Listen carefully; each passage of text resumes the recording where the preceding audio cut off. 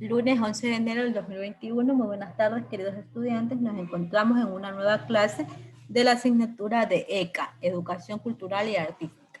Y el tema que hoy vamos a desarrollar es la figura humana en el teatro, para lo cual nos expusimos la destreza de analizar la figura humana en el teatro mediante imágenes y teorías para reconocer los personajes que intervienen o están representados en obras artísticas. La destreza, participar en intercambios de opiniones e impresiones suscitadas por la observación de personajes que intervienen o están representadas en obras artísticas. Bien, comenzamos analizando la historia del teatro. Se dice que es el teatro cualquier grupo de gente que desarrolla un espectáculo en un tiempo y un espacio determinado y tiene una base literaria, guión o argumento escrito por un dramaturgo. La figura humana en el teatro. Bueno, el teatro, como ya lo expliqué en la diapositiva anterior, es el espacio físico donde se contempla una obra escénica, pero también se refiere a la representación de una historia ante una audiencia. A las personas que escriben cierto tipo de obras de teatro se las conoce como dramaturgos. Nombre que se encuentra relacionado con el teatro griego. Las primeras expresiones se remontan a la prehistoria con rituales de música y danza, pero tuvo florecimiento en la civilización griega. Las primeras manifestaciones del teatro. Se atribuye como inicio del teatro a las imágenes encontradas en el arte rupestre, en la que se representaban a los chamanes o brujos, o también mitad humano y mitad animal. En esta parte de la historia aparece el término animismo, que se refiere pues a dar alma y conciencia propia a todas las cosas. Por eso los dioses eran considerados como seres reales que podían pensar y tomar decisiones, mientras que los chamanes eran los intermediarios como los restos de los habitantes.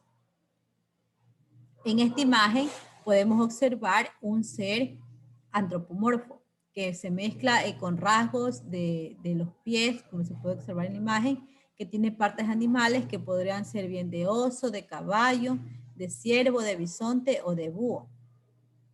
Otra imagen ritual que representa una danza se encuentra en la Roca de los Moros en España, donde se observan animales y personas estilizadas que al parecer estaban danzando.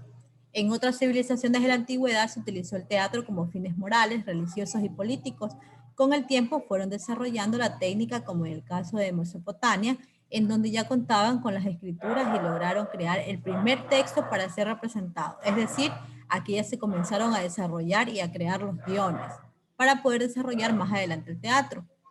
Otro aporte importante fue el del Egipto, donde el arqueólogo alemán Courcet evidenció la existencia de un teatro egipcio, cuando descubrió estelas, es decir, unos altares de piedras que estaban tallados con narraciones, que son los que observamos aquí. También descubrió tumbas y papiros, que eran láminas vegetales para escribir o dibujar, que mostraban las representaciones que se realizaban como vestuario, música, danza, máscaras que imitaban a Dios. Gracias a los egiptólogos sabemos que el teatro egipcio representaba escenas religiosas de forma cíclica, debido a que su forma de vida era agraria. Los egipcios también dedicaban gran parte del año para celebrar a sus dioses, debido a sus creencias practicadas con respeto y veneración hacia ellos. Hizo que aparezca el drama en sus festejos. El teatro griego. Para los griegos era muy común las celebraciones en honor a sus dioses, en los que glorificaban a los hechos sobrenaturales de ellos y de los seres mitológicos y también de los seres legendarios, a la vez que se aprendía mucho sobre el significado de la vida y de la muerte.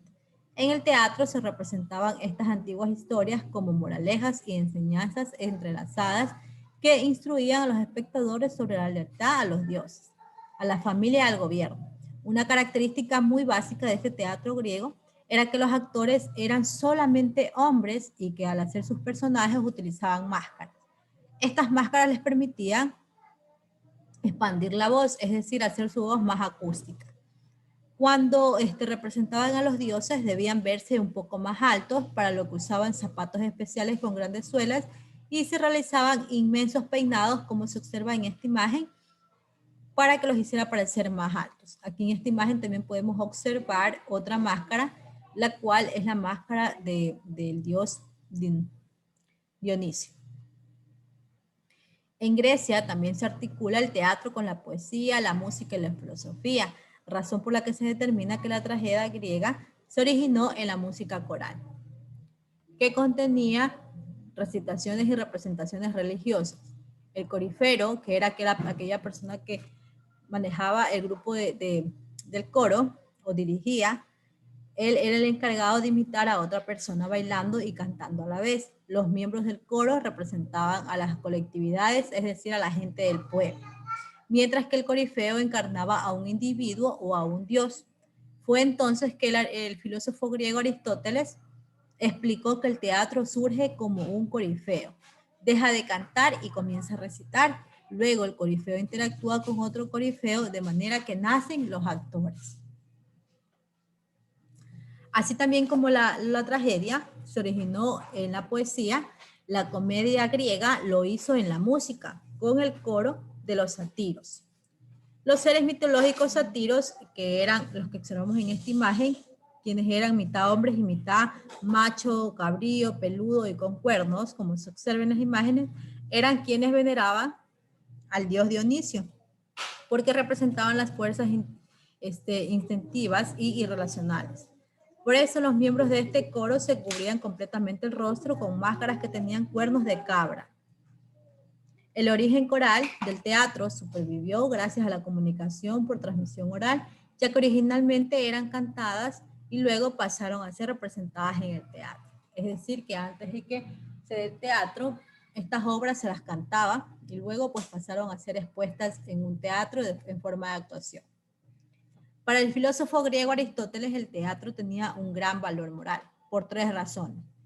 Porque primero, pues hablaba de la conducta humana. 2, porque la audiencia se purificaba al experimentar catarsis, que en sí, pues la catarsis era una especie de liberación mediante la vivencia profunda de emociones. Y 3, porque el teatro habla sobre el destino humano. Muy bien, mis queridos estudiantes, eso ha sido todo. Muchas gracias por su atención.